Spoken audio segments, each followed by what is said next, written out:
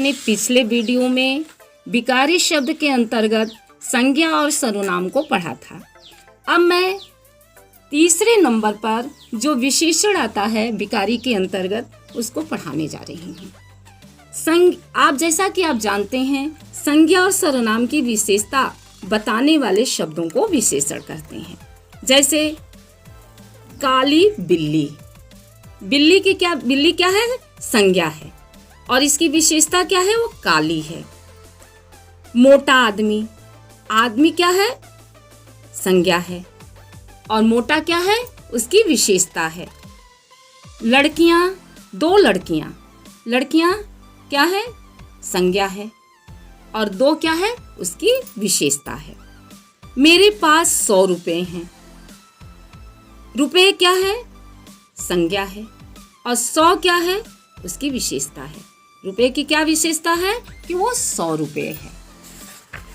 अब आप लोगों ने देखा कि समझा कि संज्ञा और सर्वनाम की विशेषता बताने वाले शब्दों को क्या कहते हैं?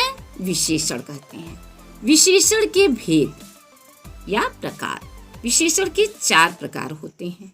पहला गुणवाचक विशेषण, दूसरा संख्यावाचक विशेषण, तीसरा परिमाणवाचक विशेषण, चौथा संकेतवाचक या सार्वनामिक विशेषण। सबसे पहले मैं आपको गुणवाचक विशेषण के बारे में बताने जा रही हूँ। विशेषण का अर्थ ही है गुण। गुण यानी विशेषता। गुण यानी कि वह विशेषताओं को बताता है।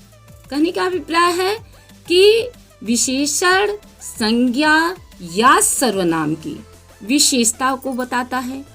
तो विशेषण अपने विशेष्य के गुण, दोष, रूप, रंग, आकार, स्थान, दशा, काल, स्थिति, स्वभाव, गंध, स्वाद, ध्वनि, दिशा संबंधी विशेषताओं की ओर संकेत करता है। विशेष्य क्या होता है? संज्ञा या सर्वनाम। अब गुण क्या हो सकता है? अच्छा, ईमानदार, बुद्धिमान, वीर, साहसी, मेधावी, परिश्रमी आदि। दोष बुरा, बेईमान, मूर्ख, कायर, आलसी, दुष्ट, नीच, ये सब क्या है? गुण नहीं, ये दोष है। तो ये क्या है? विशेषण के द्वारा बताया गया है। फिर है रूप है, सुंदर है, आकर्षक है, ललित है। ललित मीन्स सुंदर। रंग लाल, नीला, पीला, काला, ये सब क्या है? गुणवाचक विशेषण हैं। फिर है आकार, गोल, चौकोर, तिकोना, लंबा, ये सब क्या है? गुणवाचक विशेषण। स्थान देश, विदेश, भारतीय, जापानी, लखनवी इत्यादि। दशा या अवस्था, रोगी, कमजोर, स्वस्थ, दुर्बल आदि। स्वाद खट्टा, मीठा, नमकीन, चटपटा आदि। स्थिति पिछला, अगला, ऊपरी, बाहरी आदि। गंध सुगंधित, दुर्गंधित, बदबूदार, खुशबूदार आदि। दिशा उत्तरी, पूर्वी, पश्चिमी, दक्षिणी आदि।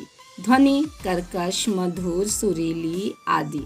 स्पर्श नरम, मुलायम, सख्त, कठोर, गुदगुदा आदि। ये सब क्या है? गुणवाचक विशेषण के ओर संकेत करने वाले शब्द हैं।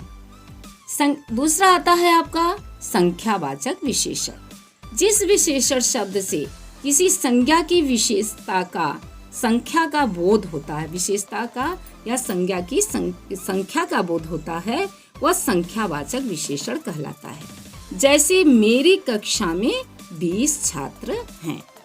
20 क्या हो गया? संख्या हो गई। तो ये क्या है? संख्यावाचक विशेषण। मैं 10वीं कक्षा में पढ़ता हूँ। 10वीं क्या हो गई?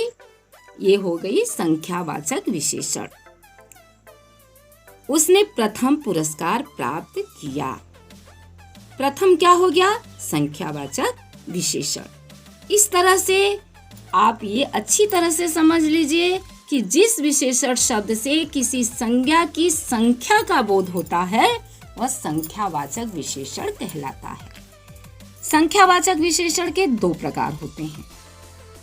एक निश्चित संख्यावाचक विशेषण और दूसरा अनिश्चित संख्यावाचक विशेषण।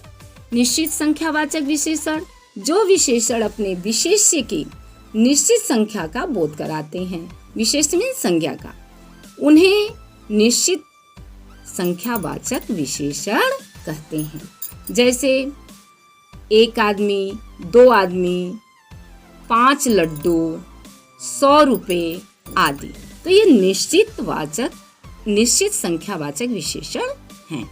अब अनिश्चितवाचक विशेषण, जिस विशेषण से किसी संज्ञा या सर्वनाम की निश्चित संख्या का बोध न हो, वह अनिश्चित संख्यावाचक विशेषण कहलाता है। जैसे कक्षा में कुछ बच्चे बैठे थे, तो कुछ में कितने हैं ये तो निश्चित नहीं है। 10 भी हो सकते हैं, 20 भी हो सकते हैं, 25 भी हो सकते हैं, 40 भी हो सकते हैं। इसलिए यहाँ पे क्या है? अनिश्चित संख्यावाचक विशेषण। आज विद्यालय में कुछ ही छात्र आए थे, कुछ में 10 भी हो सकते हैं, 20 भी हो सकते हैं, 50 भी हो सकते हैं।